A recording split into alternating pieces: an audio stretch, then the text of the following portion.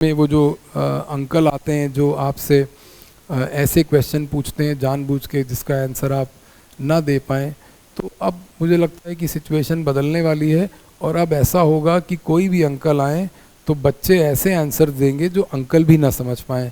इसका मतलब कि कितनी एज, कितने साल के हो गए, तो फेमस क्वेश्चन कि कितने साल के हो गए बेटा, तो वो बजाय इसके कि वो ये कहे कि 16 years, 16 into 365 into 24 into 60 into 60 करके अपनी एज सेकेंड्स में बता सकता है, बिल्कुल बता सकता है सेकेंड में एज। वो कोई भी गलत बात नहीं है, पर क्योंकि हम लोग ईयर में काउंट करते हैं, क्योंकि हमारी आदत है कि हमको साल में एक बार खुश होना है, हम हर सेकेंड खुश नहीं हो सकते, इसलिए केवल हैप्पी बर्थडे वाले दिन ही हमको खुश होना है, हर पल नहीं खुश हो सकते। क्योंकि हमको सिखाया यही गया है कि यूनिट एक साल में मेजर करना है। 15 साल के हो गए हो।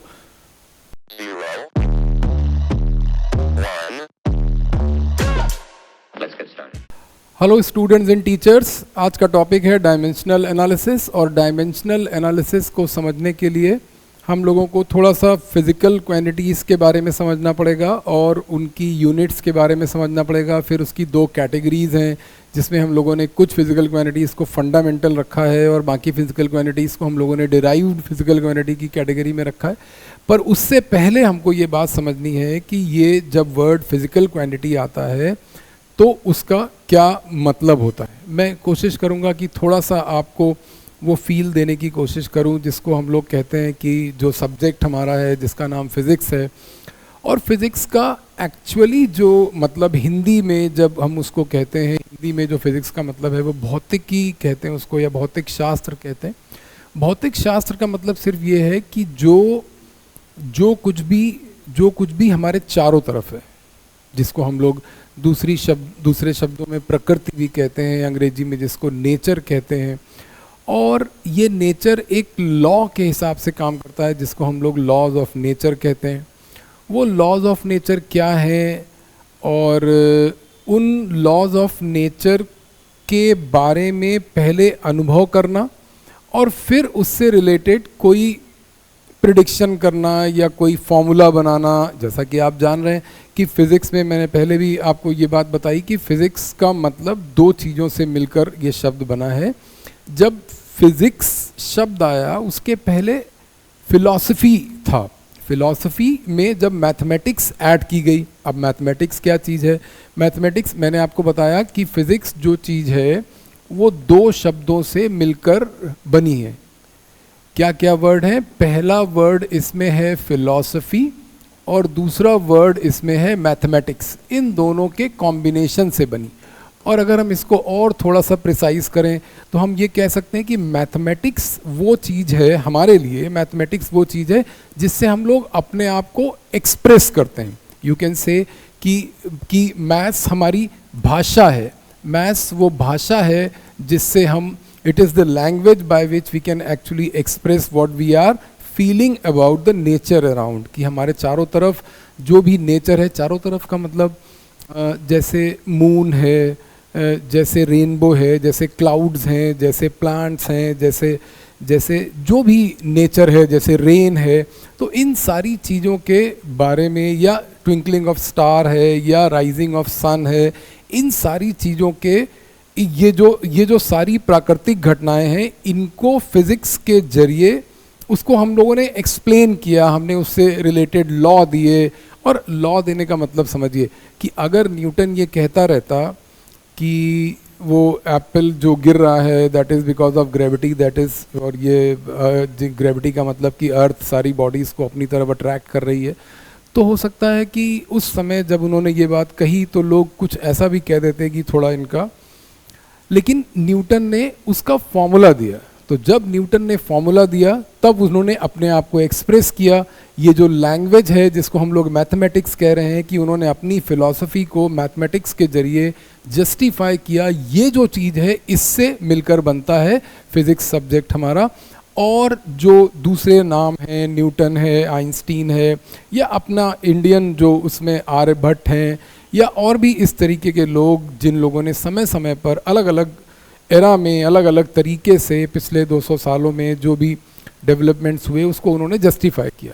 ध्यान से समझिए कि हम लोग जब यहाँ तक आ गए कि हम लोगों ने कहा कि एक फ़िलॉसफी हुई, फ़िलॉसफी का मतलब कि जैसे जैसे जैसे हम लोगों ने आपने देखा हमारी मैथोलॉजी में भी हम लोगों ने अलग अलग डिपार्टमेंट्स दे रखे हैं कि ये पानी वाला डिपार्टमेंट इनके पास है, एजुकेशन एचआरडी वाला इनके पास है, पावर इनके पास है।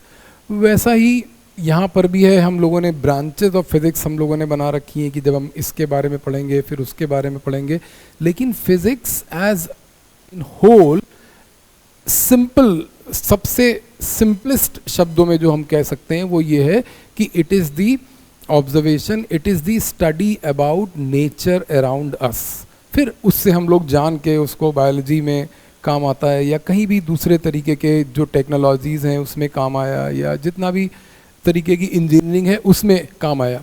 हम लोगों ने एक चीज़ बनाई जिसका नाम था फिज़िकल क्वांटिटी। ध्यान से समझिए, फिज़िकल क्वांटिटी का मतलब क्या है और फिज़िकल क्वांटिटी कहाँ से आई, क्यों पहली बार इसको हमको एक्सप्रेस करना पड़ा, जिसके ज़रिए हम लोग, जो मैंने कहा कि मैथमेटिक्स हमारी भाषा है। जैसे फॉर एग्ज़ाम्पल मैं आपको एक बात ये बताना चाहता हूँ कि हम जब भी कोई अनुभव करते हैं तो उसको हम एक्सप्रेस करते हैं, कैसे एक्सप्रेस करते हैं? शब्दों में। क्या केवल शब्दों से एक्सप्रेस किया जा सकता है? नहीं, उसके लिए हमको ग्रामर भी आनी चाहिए। जब हमको ग्रामर आती होगी, जब हमारी वोकैबुलरी ठीक होगी, हमको इन दोनों के कॉम्बिनेशन से हम सेंटेंस फ्रेम करते हैं और तब हम अपनी बात को एक्सप्रेस कर पाते हैं। और अगर वो हम नहीं एक्सप्रेस कर पाएंगे तो वो बात ही रह जाती है, फिर वो लॉ नहीं बनता, फिर वो फिज़िक्स नहीं बनता, फिर वो फिज़िकल क्वांटिटी नहीं बनती। जैसे एक अंग्रेजी का शब्द हम लोग ले रहे हैं जिसका नाम है एफर्ट। ठीक है, एफर्ट सब आप जानते हैं। जब एफर्ट को मैथ्स के फॉर्म में हम लोग कन्वर्ट करते हैं तो उसका नाम आ जाता है फोर्स।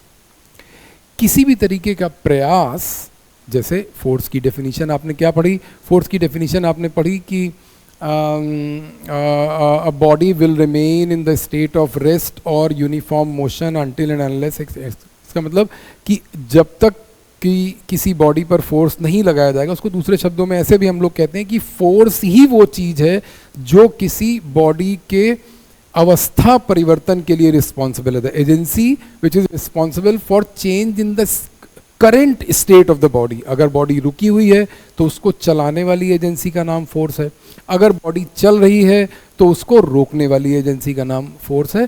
फोर्स वाले चैप्टर में जाके हम लोग ये बात पढ़ेंगे कि फोर्स के और क्या काम है, जैसे शेप एंड साइज चेंज करना या डायरेक्शन चेंज करना, और भी फोर्स के काम है।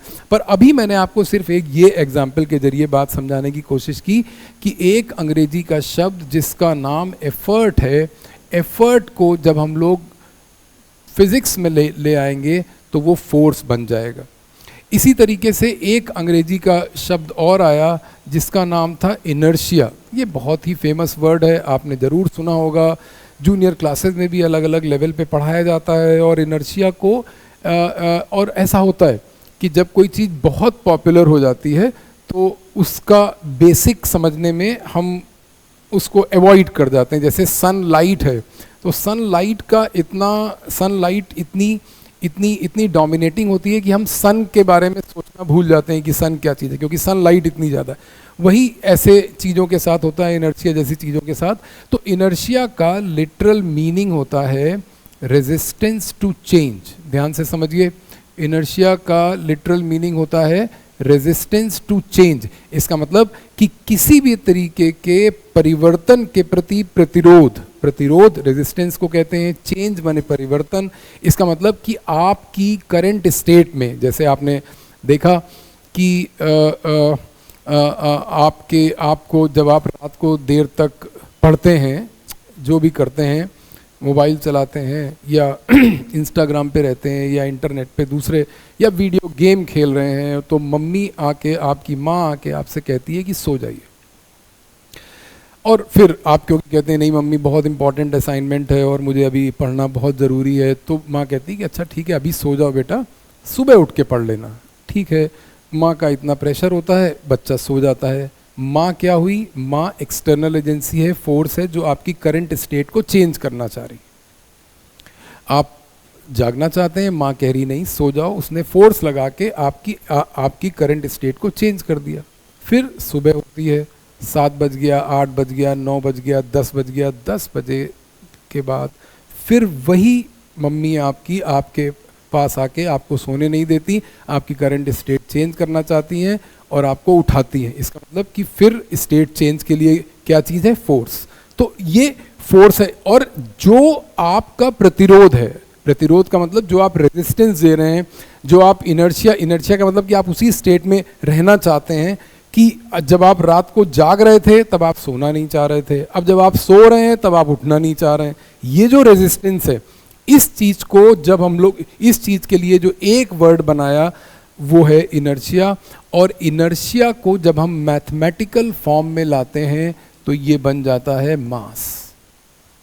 ठीक है, लीनियर मोशन में ये मास होता है, जिसको हम लोग मास के लिए एक और शब्द होता है कि mass is measure of inertia. अगर आप इसको पहले आपने कहीं सुना हो तो अच्छी बात है, नहीं तो अब सुन लीजिए और समझने की कोशिश करिए कि mass of a body is nothing but the measurement of inertia. कि जब हम इनर्शिया को मास के फॉर्म में रिप्रेजेंट करेंगे, जैसे जैसे एक जो आपकी सोशल रेपुटेशन है उसका स्केल क्या है, उसका क्वांटिटी क्या है, आपका बैंक बैलेंस या आपका घर या आपका गाड़ी या आपका लाइफ स्टाइल। ठीक है, तो एक चीज़ है एफर्ट और एक चीज़ है फोर्स, दोनों का अंतर समझिए क्या है।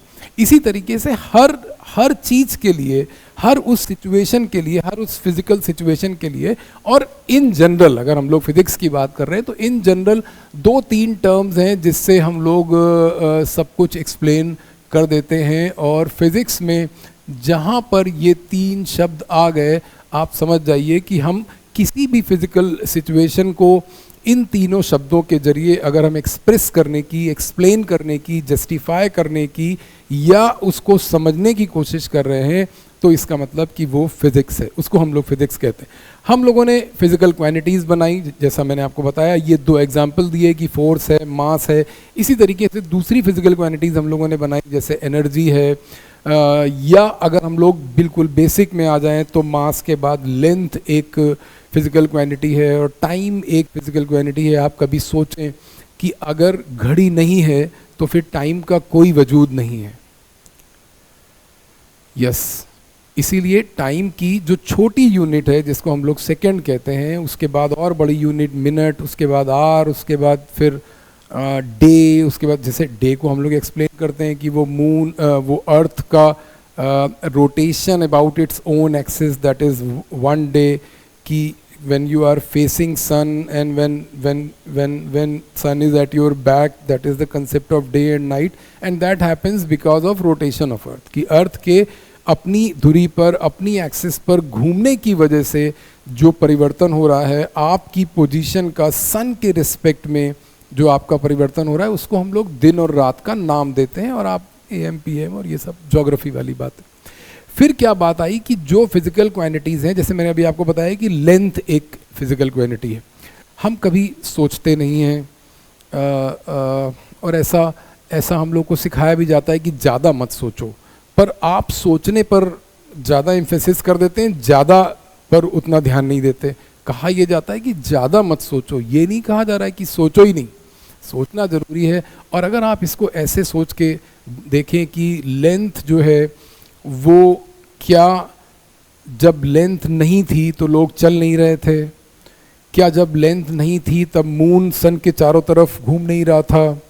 क्या जब लेंथ नहीं थी तब कोई, जब हम ये डिस्टेंस नहीं मेज़र कर पाते थे तब क्या कोई पैंथर एक हिल से दूसरे हिल पे जंप नहीं मार रहा था? सब कुछ हो रहा था, नेचर अपनी जगह था। कार नहीं थी पर, या बैलगाड़ी नहीं थी पर बैल तो था ना।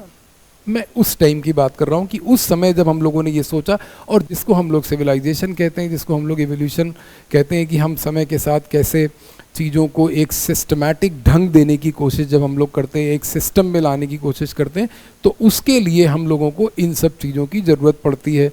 और फिर क्या हुआ कि एक चीज़ CGPM है, एक इंटरनेशनल बॉडी है, फ्रेंच बॉडी है, जो ये डिसाइड करती है कि कौन सी फिज़िकल क्वांटिटी की क्या यूनिट होगी। वरना अगर आप ऐसा सोचें कि हमारे यहाँ जैसे कहते हैं कि एक हाथ भर के हो, हमारे हिंदी बेल्ट में ऐसा कहते हैं कि हाथ भर का मतलब क्या, दिस लेंथ हाथ भर के इज अराउंड 1 मीटर, या ऐसा हम लोग बोलते हैं कि 10 कदम पर है या 50 कदम पर है या 100 कदम पर है। तो 1 step is a scale, 1 step is a parameter, कि हमने 50 कदम, कोई एक certain distance is express in terms of 50 कदम। पर आप ये बात समझते हैं कि 50 कदम कभी भी हम उसको जनरलाइज नहीं कर सकते। Depending on your body posture आपके स्टेप की लेंथ अलग अलग हो सकती है, डिपेंडिंग ऑन योर हाइट और योर बॉडी पॉस्चर और योर एनर्जी लेवल की। व्हेन यू आर रनिंग तो आपका एक स्टेप ज़्यादा हो जाता है, when you are walking fast तो आपका एक स्टेप का डिस्टेंस ज़्यादा हो जाता है। इसलिए हम लोग ऐसी चीज़ों को जनरलाइज नहीं कर सकते, या हम ये कह सकते हैं कि ग्लोबलाइज नहीं कर सकते कि हम इंटरनेशनल लेवल पर कि जो लेंथ की एक यूनिट इंडिया में है वही लेंथ की यूनिट यूके में है, वही यूएस में है, वही ऑस्ट्रेलिया में है, वही नॉर्वे में है, वही हर जगह। उसके लिए हम लोगों ने एक इंटरनेशनल सिस्टम बनाया और ऑफ कोर्स उसमें सबका एक्सेप्टेंस होता है, सब लोग उसको एक्सेप्ट करते हैं कि हाँ ये लेंथ हमारी 1 मीटर है। तो इन फिजिकल क्वांटिटीज़ को हम लोगों ने 2 कैटेगरी में डिवाइड किया। पहली कैटेगरी का नाम होता है fundamental physical quantities, fundamental physical quantities, और जो फिजिकल क्वांटिटी फंडामेंटल नहीं है वो है डिराइव्ड फिजिकल क्वांटिटी। दूसरी फिजिकल क्वांटिटी का नाम क्या है हम लोग बाद में लिख देंगे, यहाँ पर लिख दे रहे हैं। दूसरी है डिराइव्ड फिजिकल क्वांटिटी। ठीक बात है, इसको ध्यान से समझिए। अब सवाल ये उठा कि फंडामेंटल फिजिकल क्वांटिटी क्या है। फंडामेंटल फिजिकल क्वांटिटी हम लोग सिंपल शब्दों में ऐसे समझ सकते हैं कि the quantity which can be expressed independently. What is that? इसका मतलब कि लेट्स से वेलोसिटी एक फिजिकल क्वांटिटी है, बहुत ध्यान से समझिए। क्या वेलोसिटी को इंडिपेंडेंटली डिफाइन किया जा सकता है? इंडिपेंडेंटली का मतलब क्या वेलोसिटी को बिना किसी दूसरी फिजिकल क्वांटिटी की मदद लिए डिफाइन किया जा सकता है? The answer is no. क्यों आंसर नो है? क्योंकि वेलोसिटी जो भी चीज हमारी है वो डिस्प्लेसमेंट अपॉन टाइम है, डिस्प्लेसमेंट अपॉन टाइम इंटरवल है। लेकिन उनका ये कहना है कि डिस्टेंस एक ऐसी फिजिकल क्वांटिटी है जिसको इंडिपेंडेंटली डिफाइन किया जा सकता है। उनका ये कहना है कि मास एक ऐसी फिजिकल क्वांटिटी है जिसको इंडिपेंडेंटली डिफाइन किया जा सकता है। डिस्टेंस का मतलब लेंथ कहते हैं इसको। लेंथ एक ऐसी फिजिकल क्वांटिटी है, लेंथ एक ऐसी फिजिकल क्वांटिटी है जिसको इंडिपेंडेंटली डिफाइन किया जा सकता है। और ये डिस्टेंस या डिस्प्लेसमेंट ये सारे लेंथ के ही डेरिवेटिव हैं, जो अलग अलग सिचुएशन में कभी हम उसको डिस्टेंस कहते हैं, कभी डिस्प्लेसमेंट कहते हैं। वो हम लोग काइनेमेटिक्स वाले चैप्टर में ढंग से पढ़ेंगे। लेंथ एक फिजिकल क्वांटिटी है जो कि फंडामेंटल फिजिकल क्वांटिटी है। मास एक दूसरी फंडामेंटल फिजिकल क्वांटिटी है। टाइम एक तीसरी फंडामेंटल फिजिकल क्वांटिटी है। इलेक्ट्रिक करंट एक चौथी फंडामेंटल फिजिकल क्वांटिटी है। ध्यान से देखिए, बहुत ध्यान से देखिए। लेंथ फंडामेंटल फिजिकल क्वांटिटी, मैंने क्या बताया? फंडामेंटल क्या चीज़ है? जिसको इंडिपेंडेंटली डिफाइन किया जा सकता है। उस फिजिकल क्वांटिटी को हम लोग फंडामेंटल फिजिकल क्वांटिटी कह रहे हैं, या फंडामेंटल फिजिकल क्वांटिटी का दूसरा नाम होता है बेस क्वांटिटी। इसको हम लोग कभी कभी बेस क्वांटिटी भी कहते हैं। और यहीं से हमारा डायमेंशन का कंसेप्ट आता है। 2 मिनट बाद हम लोग समझेंगे। 2 मिनट तो कहने की बात है, 10-15 मिनट तो कम से कम लग जाएंगे। ठीक है, देखिए। ओके, तो चौथी फिजिकल क्वांटिटी, चौथी fundamental physical quantity electric current आ गई। ठीक है, 5वीं फंडामेंटल फिजिकल क्वांटिटी, मैं यहाँ पर पहले नंबर डाल दे रहा हूँ, 5, 6, 7 इलेक्ट्रिक करंट। एक और फंडामेंटल फिजिकल क्वांटिटी होती है जिसका नाम है टेम्परेचर। टेम्परेचर आपने सुना है, सब लोग जानते हैं, उसकी डिटेल हम लोग डिस्कस करेंगे। टेम्परेचर के बाद एक चीज़ होती है जिसका नाम है ल्यूमिनस इंटेंसिटी। क्या नाम है? Luminous intensity. हो सकता है ये आपको थोड़ा सा नया चीज़ लग रही हो, हम लोग अभी एक एक करके डिस्कस करेंगे। और 5वीं चीज़ होती है, 7वीं चीज़ होती है अमाउंट ऑफ सब्सटेंस। बहुत ध्यान से देखिए, 7वीं चीज़ क्या आ गई?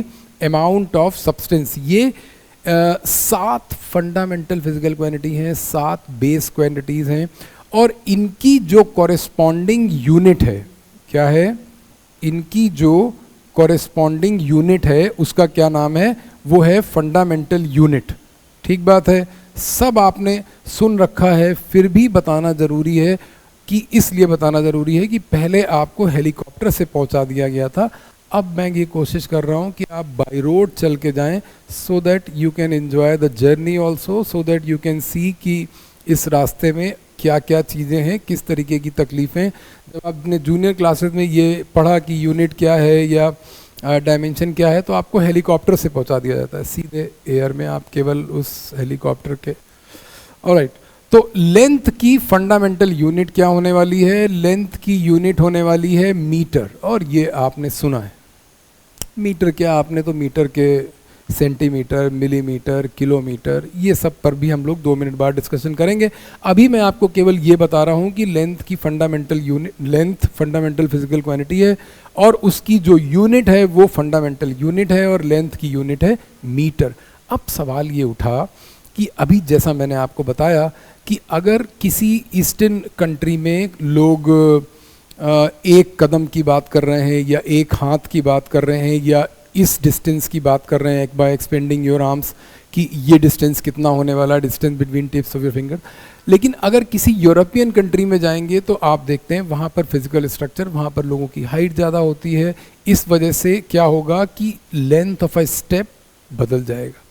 अब सवाल ये है कि मीटर की जब बात आ रही है तो 1 मीटर कोई एक ऐसा आधार बनाना चाहिए, कोई एक ऐसा बेसिस बनाना चाहिए जो कि इंटरनेशनली एक्सेप्टेड हो। सवाल ये है कि हम उसमें ये नहीं कह सकते कि एक पीपल के पेड़ के लेंथ 4 मीटर होती है, ऐसा नहीं कह सकते। The international body which decides कि किस लेंथ को 1 मीटर लेंगे, और ये बॉडी बहुत पुरानी नहीं है। बहुत पुरानी का मतलब मेरे हिसाब से ऑलमोस्ट 60 ईयर्स से ज़्यादा नहीं हुए होंगे। जहाँ तक मुझे याद है 1971 में ये जो नई जो लेटेस्ट इंटरनेशनल सिस्टम है जिसके तहत हम लोग ये सब फंडामेंटल यूनिट्स हम लोगों ने डिसाइड की, मास की फंडामेंटल यूनिट है किलोग्राम। क्या है? किलोग्राम।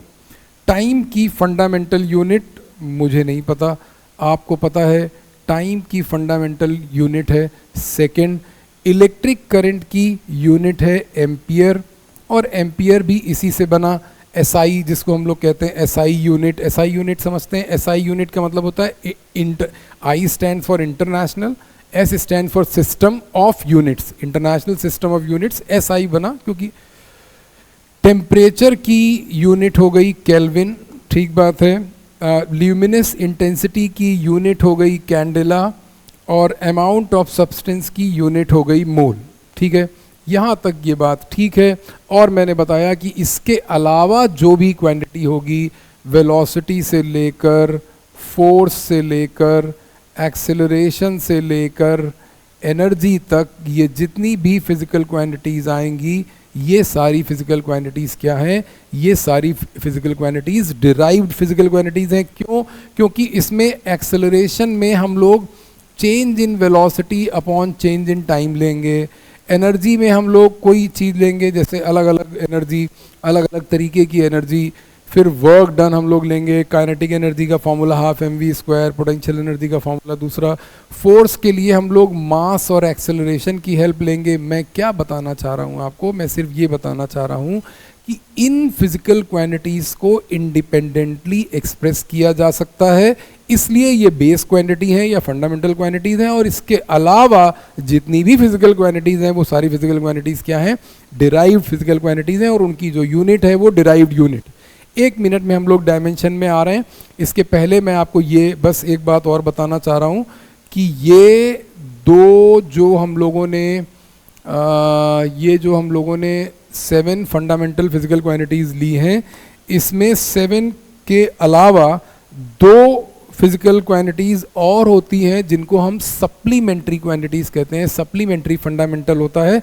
उसके लिए हम लोगों ने 8 और 9 नंबर जो है वो एंगल और सॉलिड एंगल को लिया। ध्यान से देखिए, एंगल और सॉलिड एंगल, ठीक है। 2 मिनट के लिए हम लोग इन सब का थोड़ा थोड़ा डिस्कशन करते हुए चलते हैं और फिर हम लोग एंगल पर आ जाएंगे। जैसे लेंथ, आप समझते हैं कि लेंथ क्या चीज़ है।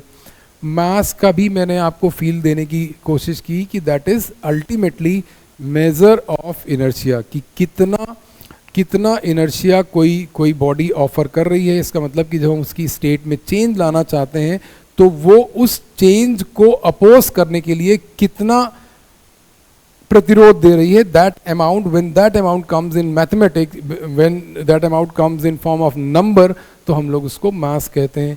इसी तरीके से टाइम की बात आई, मैंने आपको बताया कि जो पृथ्वी सूर्य के चारों तरफ, अर्थ मूविंग अराउंड सन, जो एक ड्यूरेशन है वो उसका फिक्स है। जो आपका हैप्पी बर्थडे होता है, उस हैप्पी बर्थडे का मतलब यही है, उस हैप्पी बर्थडे का मतलब यह है कि sun which is responsible for life on this planet called earth, उस अर्थ के ऊपर आप जब मास फॉर्म में आए, पहले आप कहीं एनर्जी फॉर्म में थे, जब आप उस प्लेनेट पर मास के फॉर्म में आए अर्थ पर, तो आपने सन को डायरेक्टली फेस किया m1 m2 के फॉर्म में। तो जब आप एक चक्कर सन का पूरा लगा लेते हैं तो उसके लिए आपको वो कैंडल या जो भी उसके तरीके हैं, कि कैंडल ब्लो करने का मतलब ये है कि आपके लंग्स काम कर रहे हैं, या कोई कहता है कि सन वो एनर्जी का सिंबल है इसलिए हम लोग वहाँ पर एनर्जी क्रिएट कर रहे हैं इन फॉर्म ऑफ फायर, और जो भी उसके तरीके। बट हमारे लिए हम लोग जो बात कर रहे हैं वो ये कि वो एक ड्यूरेशन फिक्स है, that is a bigger unit. याद रखिए, 1 year is also unit of time. 1 month is another unit of time, smaller than year, bigger than week or bigger than minute or hour। ठीक बात है, लेकिन year या decade या century ये भी ड्यूरेशन है। Century is a duration.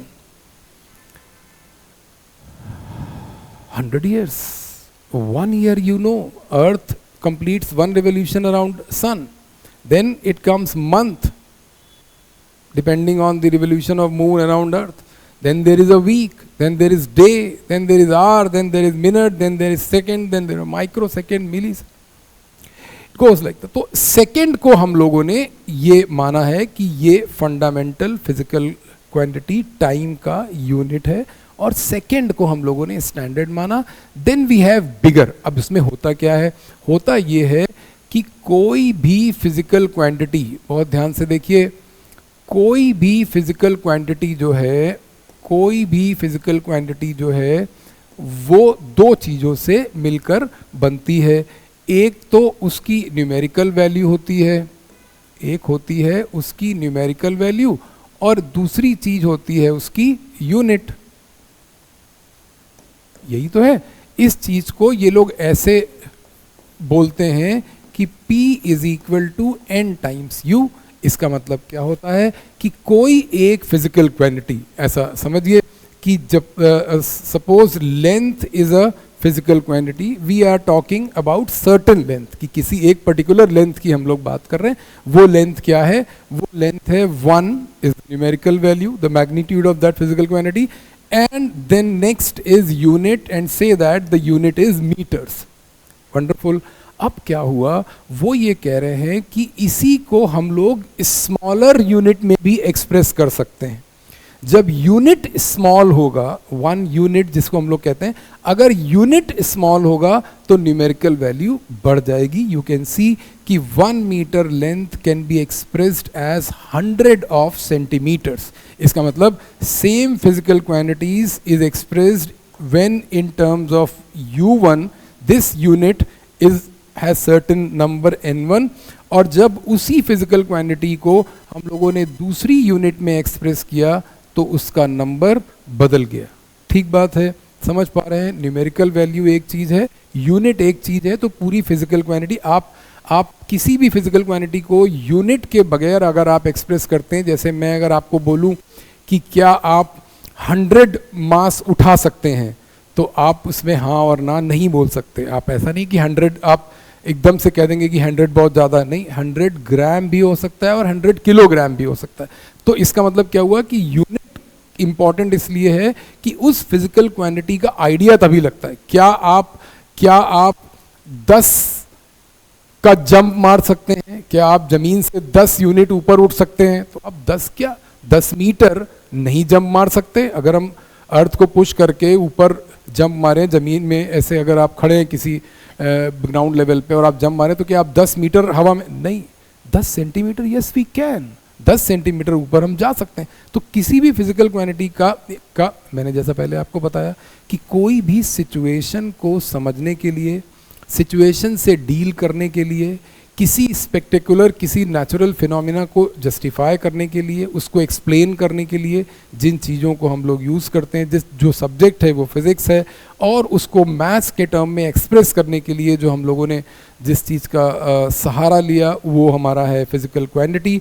और एक कोई भी फिज़िकल क्वांटिटी का जो एक्सप्रेशन है, कोई भी फिज़िकल क्वांटिटी की जो डिज़ाइन है, वो दो चीज़ों से मिलकर बनती है, एक न्यूमेरिकल वैल्यू और दूसरा यूनिट। मैंने आपको दिखाया कि यूनिट, अब जैसे अगर मान लीजिए आपको दो सिटीज़ के बीच का डिस्टेंस मेज़र करना है किसी भी दो शहर के बीच का डिस्टेंस, यू अंडरस्टैंड कि अगर हम सिटीज़ के बीच का डिस्टेंस, आपको 1 मिनट में मालूम है कि हम सिटीज़ के बीच का डिस्टेंस किलोमीटर में एक्सप्रेस करते हैं, कोई ज़रूरी नहीं है आप सेंटीमीटर में मेज़र करिए। अपना वो जो स्केल होता है आपका, उसको लेके जाइए और रोड पर एक बार रखिए, फिर मार्क बनाइए, फिर एक बार रखिए, फिर मार्क बनाइए, फिर एक बार रखिए। एक जो स्केल आपका है वो 15 सेंटीमीटर का है। होगा क्या, होगा ये कि अगर हम उसको सेंटीमीटर में मेज़र करते भी हैं तो नंबर बहुत बड़ा आएगा।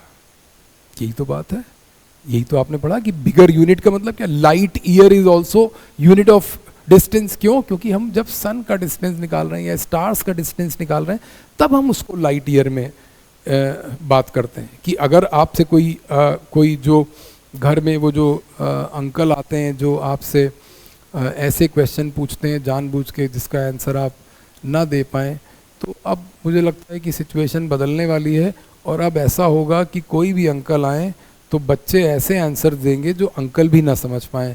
इसका मतलब कि कितनी एज, कितने साल के हो गए, तो फेमस क्वेश्चन कि कितने साल के हो गए बेटा, तो वो बजाय इसके कि वो ये कहे कि 16 ईयर्स, वो 16 इंटू 365 इंटू 24 इंटू 60 इंटू 60 करके अपनी एज सेकेंड्स में बता सकता है, बिल्कुल बता सकता है सेकेंड में एज। वो कोई भी गलत बात नहीं है, पर क्योंकि हम लोग ईयर में काउंट करते हैं, क्योंकि हमारी आदत है कि हमको साल में एक बार खुश होना है, हम हर सेकंड खुश नहीं हो सकते, इसलिए केवल हैप्पी बर्थडे वाले दिन ही हमको खुश होना है, हर पल नहीं खुश हो सकते। क्योंकि हमको सिखाया यही गया है कि यूनिट एक साल में मेज़र करना है। 15 साल के हो गए हो,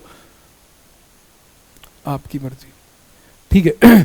तो हम लोगों ने ये सीखा कि फिजिकल क्वांटिटी जो है वो दो चीज़ों से मिलकर बनी, ये और इसी तरीके से ये दूसरी फिजिकल क्वांटिटीज़ जो हैं, इलेक्ट्रिक करंट और टेम्परेचर, जिसके बारे में आप समय समय पर अलग अलग चैप्टर में अलग अलग टाइम पर हम लोग इसको समझते रहेंगे। अभी ज़्यादा समझना ठीक है।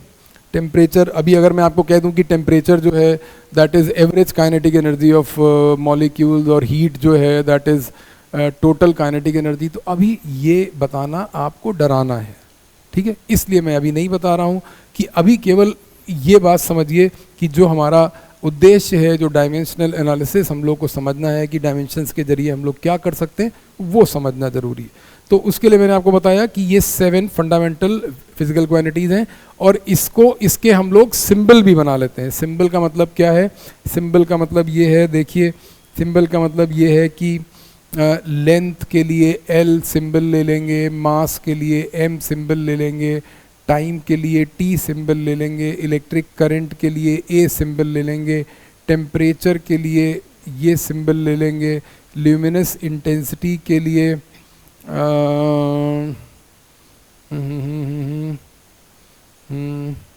CD सिंबल ले लेंगे कैंडेला के लिए, और मोल के लिए हम लोग M सिंबल ले लेंगे। ठीक बात है। ये हम लोगों ने क्यों किया, अभी 2 मिनट में मैं आपको समझा रहा हूँ कि ये हम लोगों ने सिंबल क्यों लिया। उसके पहले ये 2 सप्लीमेंट्री क्वांटिटीज़ मैंने आपको बताया था कि ये समझने की कोशिश करेंगे हम लोग। एक चीज़ होती है एंगल। एंगल क्या होता है? एंगल होता है आर्क अपॉन रेडियस। एंगल क्या होता है? Arc upon radius. और सॉलिड एंगल क्या होता है? सॉलिड एंगल होता है सरफेस एरिया, सॉलिड एंगल होता है surface area upon radius square. ठीक है, आइए हम लोग इसको समझने की कोशिश करते हैं कि ये क्या हुआ और क्यों हुआ, ये कैसे हुआ, इसको समझने की कोशिश करते हैं। देखिए हम लोगों ने क्यों एंगल को फंडामेंटल फिजिकल क्वांटिटी की या बेस क्वांटिटी की कैटेगरी में रखा, यहाँ से समझिए। सपोज हमारे पास दो लाइंस हैं, बहुत ध्यान से देखिए क्या बात मैं आपको समझाना चाह रहा हूँ। मैं ये बात समझाना चाह रहा हूँ कि सपोज ऐसी दो लाइंस हमारे पास हैं और जो भी आपने एंगल के बारे में पढ़ा है या जिसने भी आपको एंगल के बारे में बताया है वो एकदम ठीक बताया, ठीक है, कुछ भी गलत नहीं बताया। पर ऐसी दो लाइन होती हैं और हम लोग एंगल के लिए अलग अलग शब्द यूज़ करते हैं कि जैसे रिलेटिव ओरिएंटेशन एक वर्ड होता है कि relative orientation of two lines, फिर एक होता है angular spacing between two lines, उसको भी हम लोग एंगल कहते हैं। पर अगर हम एंगल की बेसिक डेफिनीशन देख रहे हैं तो एंगल की बेसिक डेफिनीशन है आर्क अपॉन रेडियस। बहुत ध्यान से देखिए, मैं सिर्फ आपको यहाँ पर एक फील देने की कोशिश कर रहा हूँ कि आपको फिजिकल क्वांटिटीज़ को कैसे डील करना है।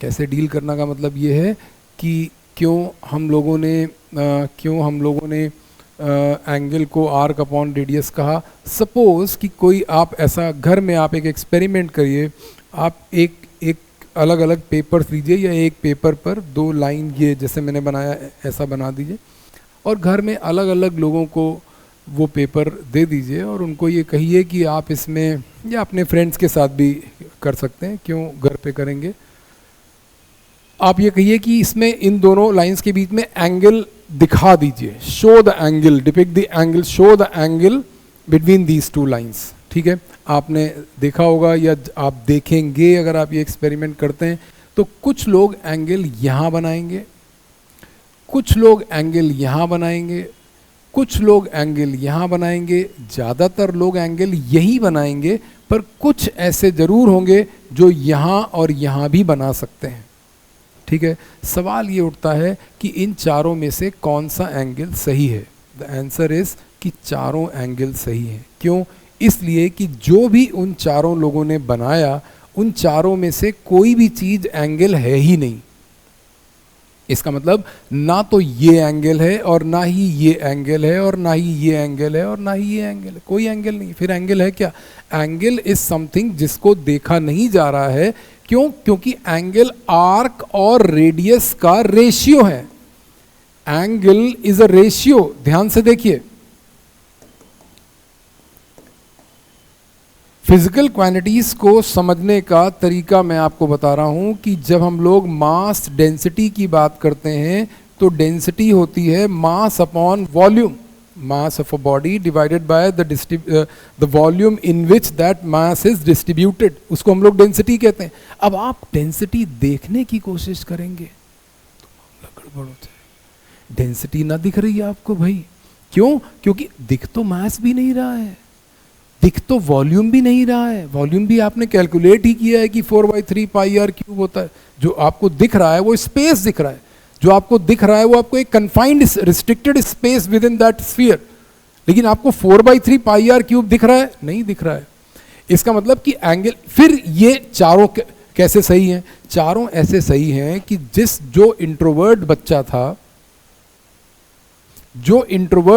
था उसने एक छोटी सी आर्क बनाई और वो बच्चा ये कहना चाह रहा था कि भाई मेरी ये जो छोटी सी दुनिया है, इस छोटी सी आर्क और उसके कॉरेस्पॉन्डिंग रेडियस का रेशियो, ध्यान से देखिए, वो ये कह रहा था कि ये जो आर्क मैंने बनाई है ये किसी सर्कल का हिस्सा है जिसमें हम लोगों ने इस पॉइंट को सेंटर पर माना है और ये वाली आर्क और इस रेडियस का रेशियो।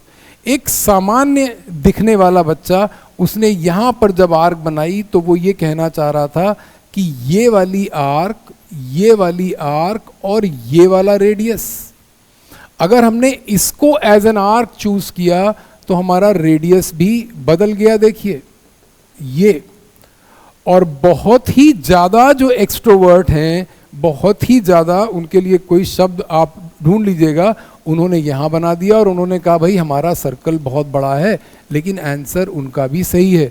उन्होंने ये कहा कि जब दो लाइंस का रिलेटिव ओरिएंटेशन हम लोग किसी एक पिक्चर में दिखाते हैं, तो टू डिसाइड द एंगल और टू रिप्रेजेंट द एंगल और to define the angle, first we need to draw an arc. पहले हम एक आर्क बनाते हैं और फिर उस आर्क, जैसे हम लोगों ने यहाँ आर्क बना दी, तो ये वाली arc and the corresponding radius, इन दोनों का जो रेशियो है हम यहाँ लिख जरूर देते हैं थीटा, लेकिन ये आर्क है, ये थीटा नहीं है। आप भी बात जानते हैं कि ये भगवान है, नहीं, ये भगवान की मूर्ति है, ये भगवान नहीं है।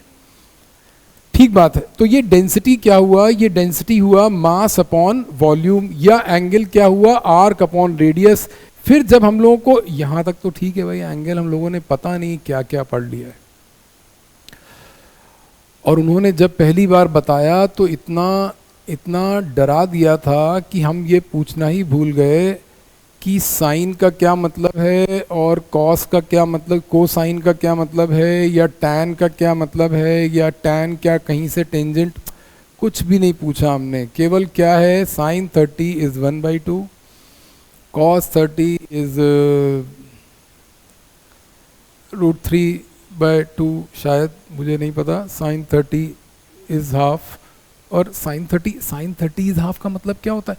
साइन 30 इज हाफ का मतलब ये होता है कि इन अ राइट एंगल ट्राइंगल, अभी मैथ्स में आपको बताऊंगा, जो एसेंशियल, जो कंपलसरी, जो बेसिक मैथमेटिक्स है, जिसका हम लोग को फिजिक्स में यूज़ है, जो मतलब आपके लेवल पे जो हम लोग यूज़ करते हैं, ये एक राइट एंगल ट्राइंगल है, और वो ये कहना चाह रहे हैं कि अगर ये वाला एंगल 30 है और इन दोनों का रेशियो 1:2 होगा, इसका मतलब कि वो कह रहे हैं कि राइट एंगल ट्राइंगल का साइज़ कुछ भी हो जाए।